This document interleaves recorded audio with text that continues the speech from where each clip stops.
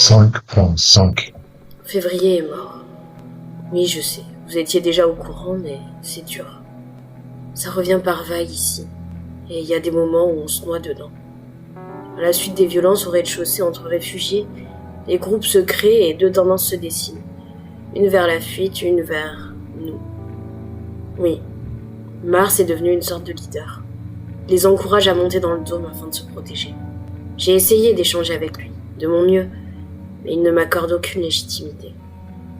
Il me respecte, oui. Il m'apprécie même, je pense. Néanmoins, il ne m'attribue aucun pouvoir de décision. Le cliché. Un homme de pouvoir et de politique face à une jeune femme, lesbienne qui plus est. Enfin, je dérive. Mais j'en ai tellement entendu là-dessus. Viens là, la lesbo, je vais t'apprendre à aimer les mecs. Oh, ça me dérange pas si tu ramènes ta copine. Dehors, cela fut difficile à assumer après ma rupture et mon coming out. Ça me tape sur le système. Je pensais qu'ici, avec des pointes, ça irait mieux. Mais pas tant que ça. De plus, avec des cendres. Enfin, il faut pas que je me perde. Bref, Schröd, revenons à nos moutons du rez-de-chaussée. Nous sommes confrontés à un dilemme, et je n'aime pas du tout ça. Mais alors, pas du tout. Oui, je sais, les questions de chaque mois sont du même registre. Mais au moins, les questions gardent une certaine distance, vous voyez. Là, c'est du face-à-face. C'est direct. Une solution est simple. Ouvrir la porte, créant ainsi un appel d'air et la sortie des réfugiés, ou l'entrée potentielle de touchés. Si quelques-uns restent, les touchés pourraient les mettre en danger. Ou bien nous agirons. Nous serons plus efficaces contre un tout petit groupe. Nous avons les informations que s'ils sortent maintenant, ils mourront rapidement. Le monde a beaucoup changé en quelques semaines. Ils ne le mesurent pas. Toutefois, si nous les forçons à rester, nous dévoilons notre identité et prenons le risque qu'ils se retournent contre nous. S'ils partaient seuls en ouvrant le sas, je vous avoue que ça me pèserait sur la conscience. Mais c'est moins affreux que les inciter à partir. Enfin, faut toujours leur ouvrir la porte. Qui fera ça ?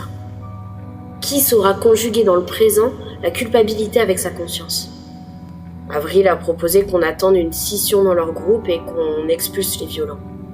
Le problème, c'est que certains salauds ici commencent à avoir beaucoup de pouvoir dans le groupe. C'est pas gagné du tout de parvenir à les exclure. Nous avons envisagé plusieurs solutions avec Julie. Mais comme il le dit si bien... Le bonheur des méchants qui réussissent a toujours été l'un des faits les plus gênants de la vie. Ce à quoi Novembre ajoute... Il n'apporte rien d'expliquer ça. Moralement, c'est plus doux de les laisser et de ne pas agir. Mais comme l'a souligné Novembre, ce n'est qu'une façon de se rassurer. Finalement, il y a des morts et nous sommes responsables. Tout le monde se désiste, hormis May et moi. Sauf que May est claire, elle refuse. Pas une vie ne doit être sacrifiée, même pour l'ensemble du groupe. Oui, elle a raison. C'est inhumain de faire ça, ou plutôt c'est trop humain dans tout ce que l'humain a de terrible. Mais finalement, si nous mourons à la suite d'une mutinerie, cela revient aussi à condamner notre mission, le dernier espoir d'humanité. Depuis quelques mois, le monde a tellement changé. J'étais une femme ordinaire dans un monde ordinaire.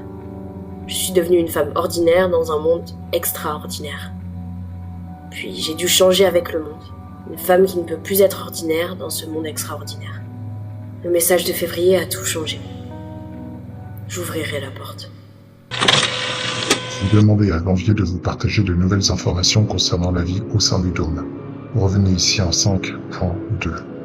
Si cela a déjà été partagé, vous désirez au plus vite échanger autour des décisions prises concernant Julie et les réfugiés, rendez-vous en 5.6.